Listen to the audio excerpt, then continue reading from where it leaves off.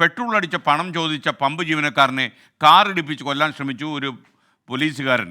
ഈ പോലീസുകാരൻ ഇന്നലെ തന്നെ നോർത്ത് സോൺ IG സസ്പെൻഡ് ചെയ്യാൻ തീരുമാനിച്ചു.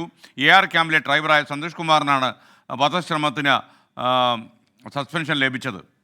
കണ്ണൂർ ടൗണിലെ പെട്രോൾ പമ്പ് ജീവനക്കാരൻ അനിലിന് നേരെയായിരുന്നു സന്തോഷിൻ്റെ പരാക്രമം.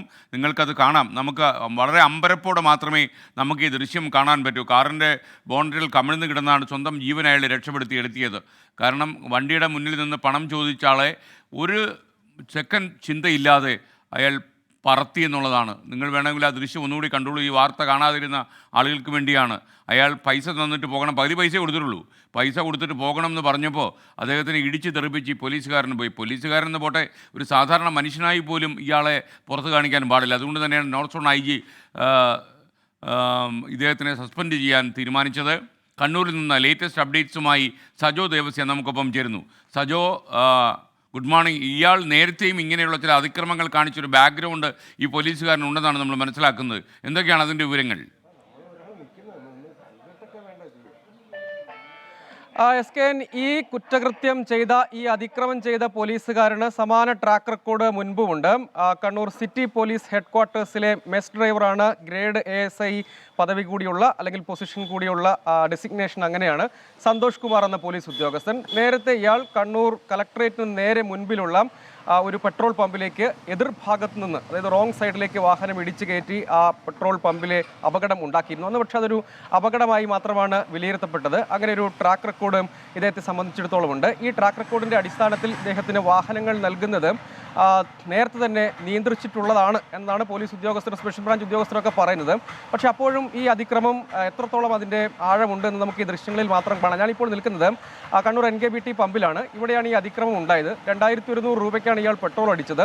200 രൂപ കൂടി ബാക്കി നൽകാനുണ്ടായിരുന്നു. 1900 രൂപ നൽകി. ബാക്കി 200 രൂപ കൂടിയാണ് ഈ ജീവനക്കാരൻ ചോദിച്ചത്. അദ്ദേഹവും ഇവിടെ തന്നെയുണ്ട്. പക്ഷേ ഇപ്പോൾ അതിൽ ഏറ്റവും ശ്രദ്ധേയമായ കാര്യം, ആദ്യഘട്ടത്തിൽ ഈ FIR ഇട്ട ഘട്ടത്തിൽ ആരാണ് വാഹനം ഓടിച്ചതെന്ന് സംബന്ധിച്ച് നല്ല വ്യക്തത കണ്ണൂർ ടൗൺ പോലീസിന് അടക്കമുണ്ട്. പക്ഷേ അപ്പോഴും ആ പേര് ചേർക്കാതെയാണ് FIR ആ ഘട്ടത്തിൽ തയ്യാറാക്കിയത്. പക്ഷേ പിന്നീട് ഏതായാലും വലിയ വിവാദമായി. അതിനുശേഷം ഇയാളെ സസ്പെൻഡ് ചെയ്യാൻ തീരുമാനിച്ചു. സസ്പെൻഡ് ചെയ്തു. അതിൻ്റെ ഉത്തരവ് മാത്രമാണ് യഥാർത്ഥത്തിൽ പുറത്തിറങ്ങേണ്ടത്. ഒപ്പം ഇയാളുടെ അറസ്റ്റും റെക്കോർഡ് ചെയ്തിട്ടുണ്ട്. വധശ്രമ കുറ്റമടക്കമുള്ള വകുപ്പുകൾ ചുമത്തി തന്നെയാണ് കേസെടുത്തിരിക്കുന്നത് എന്ന് കണ്ണൂർ സിറ്റി പോലീസ് കമ്മീഷണറും വ്യക്തമാക്കിയിട്ടുണ്ട്. ഞാനിപ്പോൾ നിൽക്കുന്ന ഇവിടെ നിന്ന് ഇന്ധനം അടിക്കുന്നു. അതിനുശേഷം ഈ 200 രൂപ കൂടി ബാക്കി നൽകാനുണ്ട്. അത് ഈ ജീവനക്കാരൻ ചോദിച്ചുകൊണ്ടിരിക്കുമ്പോൾ തന്നെ അയാൾ വാഹനം മുന്നോട്ടെടുക്കുന്നു. ആ സൈഡിൽ തന്നെ ജീവനക്കാരൻ നിൽപ്പുണ്ടായിരുന്നു. അയാളെ ഇടിച്ച് തെറിപ്പിക്കും വിധം മുന്നോട്ടെടുക്കുന്നു. അപ്പോൾ അദ്ദേഹം ആ ബോണറ്റിൽ ഇങ്ങനെ പിടിച്ച് തൂങ്ങിക്കിടക്കുകയാണ് യഥാർത്ഥത്തിൽ ചെയ്തത്. അങ്ങനെ ആ ബോണറ്റിൻ്റെ മുകളിൽ കിടക്കുന്ന അദ്ദേഹത്തെയും കൊണ്ടാണ് ഈ ഭാഗത്ത് നിന്ന് ഏതാണ്ടൊരു 300-400 മീറ്റർ ദൂരത്തേക്ക് ഓടിച്ചു പോവുകയാണ്. അതിന് തൊട്ടപ്പുറത്ത് ഒരു ട്രാഫിക് സ്റ്റേഷനുണ്ട്. ആ ട്രാഫിക് സ്റ്റേഷന് മുന്നിലെത്തിയിട്ടാണ് ആ പോലീസുകാരൻ വാഹനം നിർത്തിയത് എന്നതാണ്. അത്രയും വലിയ ഒരു കുറ്റകൃത്യം, അല്ലെങ്കിൽ ഒരു തെമ്മാടിത്തം എന്നൊക്കെ വിളിക്കാൻ കഴിയുന്ന വിധമുള്ള ഈ പെരുമാറ്റമാണ്, പരാക്രമമാണ് ഈ ഉദ്യോഗസ്ഥൻ്റെ ഭാഗത്തു നിന്ന് ഉണ്ടായത്. സിറ്റി പോലീസ് കമ്മീഷണറും നോർത്ത് സോൺ IG ഒപ്പം DIG ഒക്കെ വ്യക്തമാക്കിയത് കർശനമായ നടപടികൾ എന്നതാണ്. സസ്പെൻഷൻ മാത്രമല്ല, ഇതിന് പിന്നാലെ വകുപ്പ് തല അന്വേഷണം എന്ന നിലയ്ക്കുണ്ടാകും.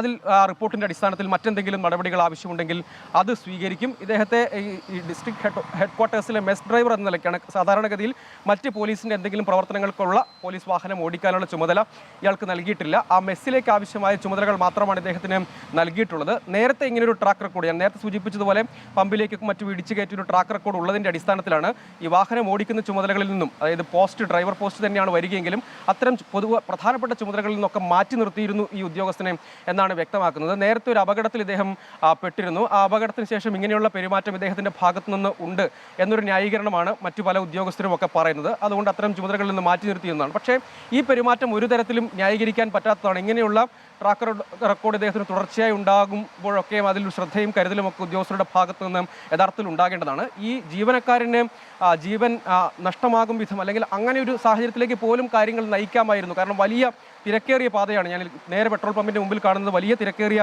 പാതയാണ്. മറ്റു വാഹനങ്ങളൊക്കെ വരാം. ഏതെങ്കിലും കാരണവശാൽ അദ്ദേഹം ഈ പിടിച്ചു കിടന്നപ്പോൾ, ബോണറ്റിൽ പിടിച്ചു കിടന്ന സമയത്ത് താഴെ വീണു പോയിരുന്നെങ്കിൽ വലിയ ദുരന്തത്തിലേക്ക് കാര്യങ്ങൾ വഴിമാറിയേനെ.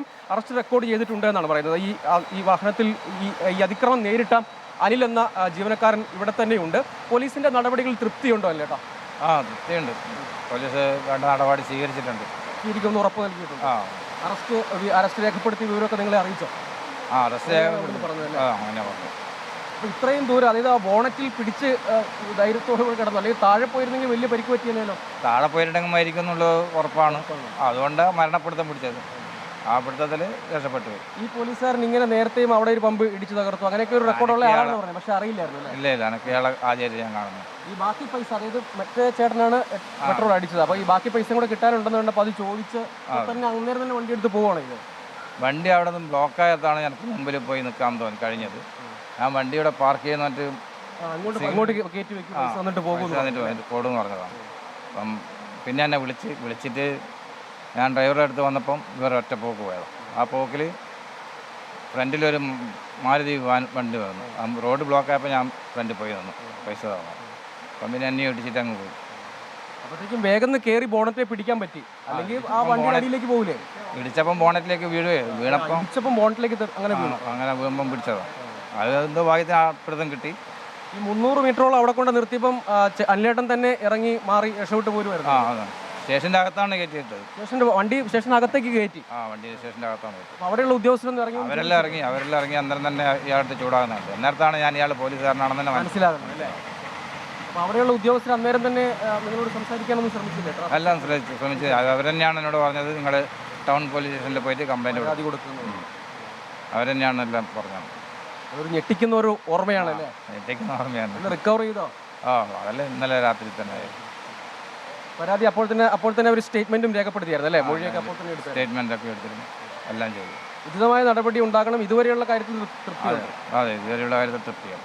അതാണ് ഈ അനിലേട്ടനാണ്. അനിലേട്ടൻ ഈ പമ്പിലെ ജീവനക്കാരനാണ്, പള്ളിക്കുളം സ്വദേശിയാണ് അല്ലേ? പള്ളിക്കുളം സ്വദേശിയായ അനിൽ എന്നയാളാണ്. അദ്ദേഹത്തെയാണ് ഈ നിലയ്ക്ക് അദ്ദേഹമാണ് ഈ അതിക്രമത്തിന് ഇരയാകുന്നത്. ഭാഗ്യം കൊണ്ട് മാത്രമാണ്, അദ്ദേഹം തന്നെ പലയാവർത്തി സൂചിപ്പിച്ചതുപോലെ ഭാഗ്യം കൊണ്ട് മാത്രമാണ്. ആ ബോണറ്റിൽ പിടിവിട്ട് പോയിരുന്നെങ്കിൽ ജീവൻ നഷ്ടമായേനെ. പിടിപ്പിക്കാനും വേണ്ടി ശ്രമിച്ചത്. വണ്ടി ബ്രേക്ക് ചെയ്യുകയും അപ്പുറം ഇങ്ങോട്ടും വെട്ടിക്കലെല്ലാം ചെയ്തു. അതാണ് ഇദ്ദേഹം പറയുന്നത്. അതായത് ഈ ബോണറ്റിൽ പിടിപിടിപ്പിച്ച് റോട്ടിലേക്ക് ഇടാനുള്ള ശ്രമമൊക്കെ അദ്ദേഹം നടത്തിയിരുന്നു, ഈ പോലീസുകാരൻ നടത്തിയിരുന്നു എന്നാണ് അനിലേട്ടൻ പറഞ്ഞത്. ഏതായാലും അയാളെ സസ്പെൻഡ് ചെയ്തിട്ടുണ്ട്, വധശ്രമ കുറ്റം ചുമത്തി കേസെടുത്തിട്ടുണ്ട്, അറസ്റ്റ് റെക്കോർഡ് ചെയ്തിട്ടുണ്ട്. മറ്റ് ഉചിതമായ നടപടികളും വകുപ്പ് തല അന്വേഷണവും ഉണ്ടാകുമെന്നാണ് സിറ്റി പോലീസ് കമ്മീഷണറും ഉന്നത ഉദ്യോഗസ്ഥരും വ്യക്തമാക്കുന്നത്. SK. Okay, thank you. എന്തായാലും ആ മനുഷ്യൻ സജോ ദേവസ്യ ഭാഗ്യവാനാണ്. കാര്യം ഒരു ബോണറ്റിൽ പിടിച്ച് ഇത്രയും ദൂരം കിടന്നു, ഇത്രയും വേഗത്തിൽ ഓടുന്നൊരു വണ്ടിയിൽ അദ്ദേഹത്തിന് ആയുസ് ബലമുണ്ട് എന്ന് വേണം നമ്മൾ പറയാൻ.